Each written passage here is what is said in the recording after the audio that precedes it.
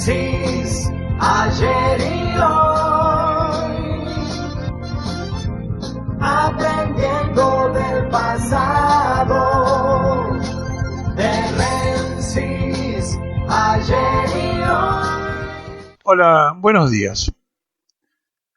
Allá por 1959, durante el gobierno de Arturo Frondizi, fallece un constructor de pensamientos, escritor y ensayista. Estamos hablando de Raúl Scalabrini Ortiz. Autor del Hombre que está solo y espera, allá por 1931, de radiografía porteña del hombre de Corrientes y Esmeralda, de otras obras como Política Británica en el Río de la Plata, Historia de los ferrocarriles argentinos, en fin, fue un defensor absoluto de la soberanía nacional. Raúl Scalabrini Ortiz se había dedicado a escribir, como tantos otros, como Arturo Jauretche, por ejemplo, en la revista que por entonces dirigía Frigerio y que hizo que algunos dijeran que se había volcado a la izquierda. Vecino de Vicente López, a este periodista le tocó ser director de prensa de la municipalidad en 1973 y tomamos la decisión personal de homenajear al vecino con el nombre a la sala de periodistas de Raúl Scalabrini Ortiz. Cuando fuimos a plantear esto al Poder Ejecutivo, al intendente de entonces, la primera respuesta que recibimos: se trata de un zurdo. No, ¿cómo de un zurdo? Se trata de un nacional, se trata de alguien que, además de ser vecino ilustre, ha dado a través de su prima notables trabajos y al cual el propio Perón lo escuchó cuando le habló de los ferrocarriles y de la necesidad de expropiarlos. Bueno, se daba mucha vuelta entonces para la determinación de la inquietud que teníamos e hicimos una picardía. La fuimos a buscar a Mecha, a la esposa viuda de Scalabrini Ortiz, y le dijimos: mira, el intendente quiere hacerle un homenaje, quiere ponerle la sala de periodistas a Raúl Scalabrini Ortiz, me gustaría que usted venga a agradecerle.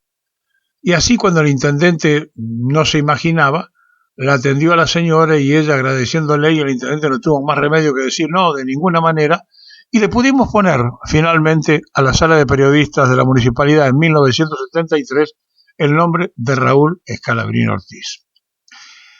Este notable constructor de ideas, que había estado como otros integrantes en Forja y que esperaba en el momento de que apareciera alguien que podía ejecutar los pensamientos de ese grupo de personas nacionales que veían que naufragaba la República y que había que buscar una salida, encontraron de pronto a Perón y, sin dudarlo, salieron en su apoyo y en la búsqueda de aquel coronel novedoso que traía la buena nueva para el pueblo argentino. Cuando él hace la descripción del 17 de octubre, Scalabrini habla el subsuelo sublevado de la patria. Sí, y dice, y salían de todas partes, y entonces diagrama de las fábricas de Villa Martelli, de los talleres de Avellaneda, etcétera, y hace toda una narrativa con lo que él entendía que era la expresión del trabajador. Scalabrini tuvo, como tantos otros patriotas, la soledad, el desprecio, el no encontrar dónde vertir sus trabajos. Un día apareció Frigerio y sacó una revista que jugaba obviamente a la candidatura de Frondizi.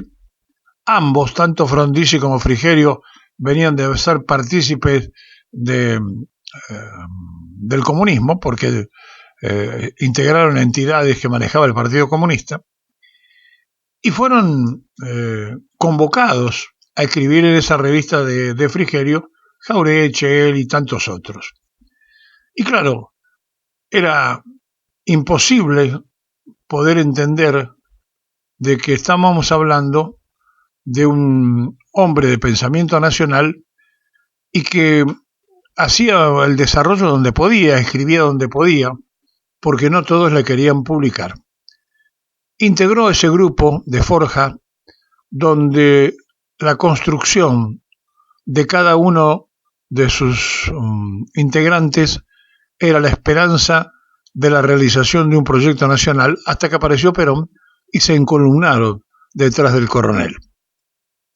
Raúl Scalabrini Ortiz se transformaba, a nuestro criterio por lo menos, en inmortal en 1959, cuando fallecía, vecino de Vicente López e integrante de aquellos pensadores que razonaron la historia argentina con una profunda mirada nacional.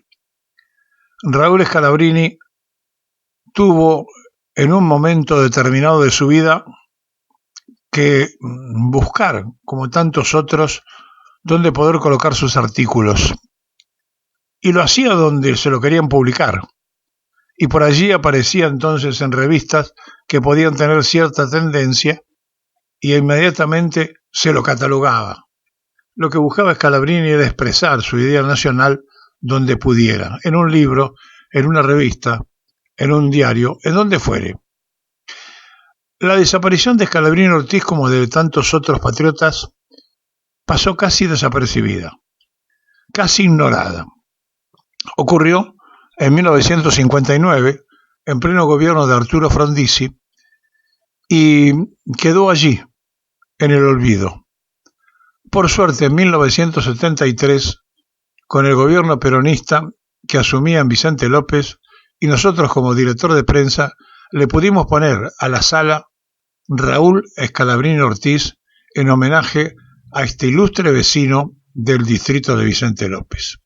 El recuerdo para quien en vida fuera uno de los más trascendentes pensadores de las cuestiones nacionales.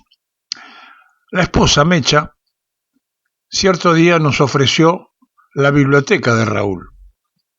Bueno, era un ofrecimiento personal, pero nosotros creíamos que tenía que estar al servicio del ciudadano, y entonces empezamos a buscar un transporte dentro del propio municipio del que éramos funcionarios, y la burocracia nos llevó a perder 2 días.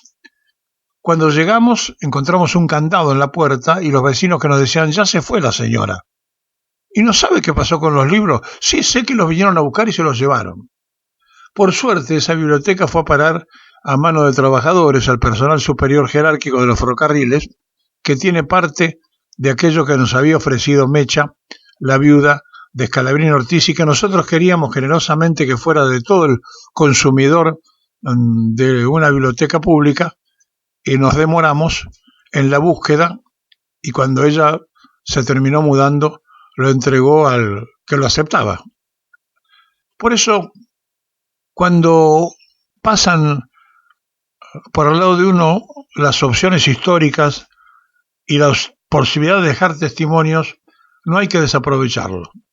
Y así lo hicimos e inauguramos una sala de periodistas en la Municipalidad de Vicente López en el año 73 con el nombre de Raúl Scalabrini Ortiz. Un día como hoy, un patriota argentino se transformaba, a nuestro entender, en inmortal.